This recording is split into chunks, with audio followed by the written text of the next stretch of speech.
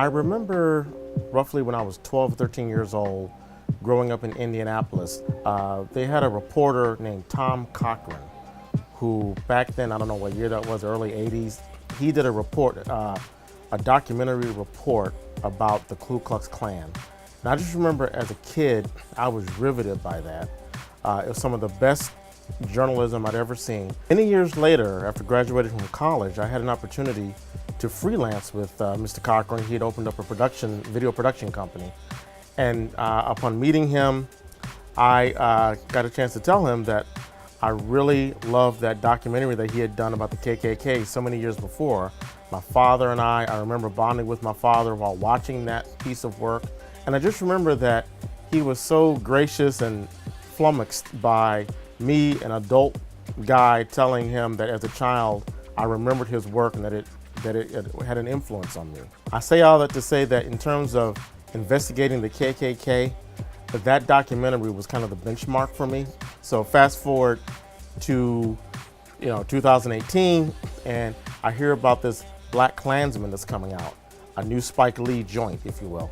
And I was just so excited to see this thing. When I first heard about it, I was kind of like, oh, Spike Lee's kind of on his decline right now. He hasn't done a lot lately, but I started hearing remarkable things about it. It started getting a lot of buzz, and it got to the point where I was excited to see it. Well, I'm here to say that, honestly, the word underwhelmed comes to mind if I had to describe how I feel about seeing this movie. I feel like that documentary I saw at 12 or 13 years old had more of an impact on me than this film. It's not a bad film, not by any stretch of the imagination. The problem I had with it was, I don't know, I got a sense that it's a film that tries to be a lot of different things. In some moments it's a comedy. Well, in a lot of moments it's a comedy, and some of the laughs are genuinely earned. In other moments it becomes a traditional Spike Lee film. In some off-putting moments, I would say. Moments where, Spike interjects his certain stylistic flair into the film, which kind of pulls me out of it. It's kind of like he does these effects that I can't help but notice, and in noticing them, they kind of lose their impact. I will give Spike one thing. There's a technique, a Spike Lee technique. It's the floating in the air, putting the actors on a dolly and pulling the dolly in front of the lens. That technique has always been kind of off-putting to me, but he does it here in a way that's totally badass. It's probably the best application of that technique of all of his movies. So I'll give him that. I usually hate that technique, but the way it's done here, totally badass. I'm not gonna give anything away though. And then there are times where the movie just seems like it drags a little bit. Just the tone was everything was kind of slow and overly deliberate. It kind of reminded me of how I felt when I was watching No Country for Old Men. Some great moments, but it's like, all right, let's just pick it up just a little bit. Let's get this thing revved up a little bit. The one thing I think this film really could have used more of, in my opinion, was excitement. You talking about two cops, one black, one white, Jewish and white, who infiltrate the Klan. That setup is amazing. And I could see a lot of scenarios where they could really pump up the suspense.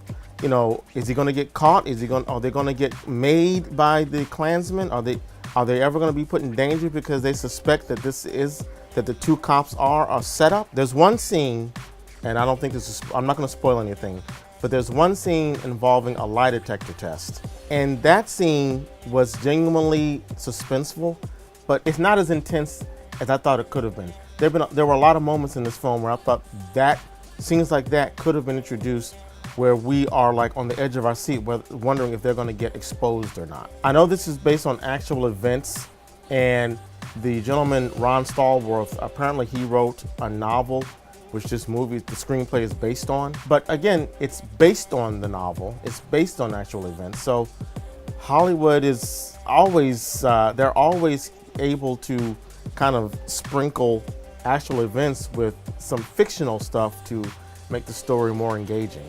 And I think this film could have used a lot more of that. As it is though, the film, after introducing a rather flimsy subplot where Ron and one of the Black Panther leaders, played by Laura Harrier from Spider-Man Homecoming. It's kind of a flimsy subplot which doesn't really go anywhere. They introduced the fact that the Black Panthers are going to be having an event, and the climax is where Ron and his partner Flip Zimmerman, played by Adam Driver, Kylo Ren, they have to prevent something from happening. I'm not going to say anything more than that. This something that they have to prevent is just kind of, it seems like it was just thrown in last minute. And as a result, the result is played out rather comically. So it kind of, any bite that was raised with this, or any suspense that was introduced with this, this new conflict that they have to prevent, it kind of, again, loses its edge. There's something that happens involving the police when they enter the scene. I'm not going to say anything more. That's almost more suspenseful than the conflict that Ron and Flip are trying to prevent. And what's unfortunate is that neither the events involving the cops or the events involving the Klan, neither really, again, I think it could have been played up a lot more, made a lot more intense, a lot more exciting. There are moments when the film plays as a straight out satire. Now, one could say that it's hard to avoid the satire in a movie about the Klan and neo-Nazis and things like that. It's hard to avoid it being satirical in any stretch of the imagination with what's going on today. But the fact that this movie posits itself as a straight-on narrative of real events, there's some writing in the film that seems like it wants to be a satire, as you hear some characters say things like, yes, we have to make America first. This country would never elect someone who could possibly be tied to the white nationalists. You know, dialogue like that make me say, well, dude, okay, you're not really being clever right there. So if you want to do that, fine, then decide that you want to be an all-out satire and go all out with it, almost like Sorry to Bother You. Go do that with it. But you know, you're kind of nipping at the edges like you're being clever with this screenplay. I was like, okay, I see what you're doing. And the fact that I can see what you're doing is a problem. I also found myself kind of scratching my head wondering about the screenplay and a lot of stretches of time where we are in with the Klan, scenes involving the Klan. And listen, I don't know anything about the Klan other than they hate people that aren't white. And that's pretty much their modus operandi as far as I'm concerned. And that's all I need to know about them. But I just find it hard to believe that every waking moment that they spend with each other is talking about N-words and other ethnicity disparaging words. I just find it hard to believe that that's all they talk about 24 hours a day.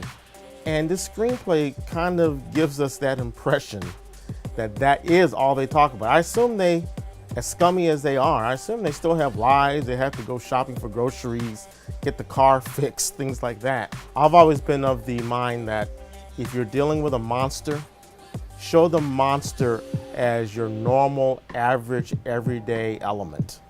That makes the monster far more scary than beating me over the head with the monster saying monstrous things. Because then it almost becomes cartoonish or a caricature, which some of these characters, there's one heavy set character in particular that really came across that way. There are moments where this film wants to be an educational tool, and I'm fine with that. There's a scene with Harry Belafonte where he narrates a story that takes up quite a bit of the film, and after a while I was like, okay, I'm gonna ride with it because I am interested to hear what he's saying, even though I didn't expect this to be a documentary.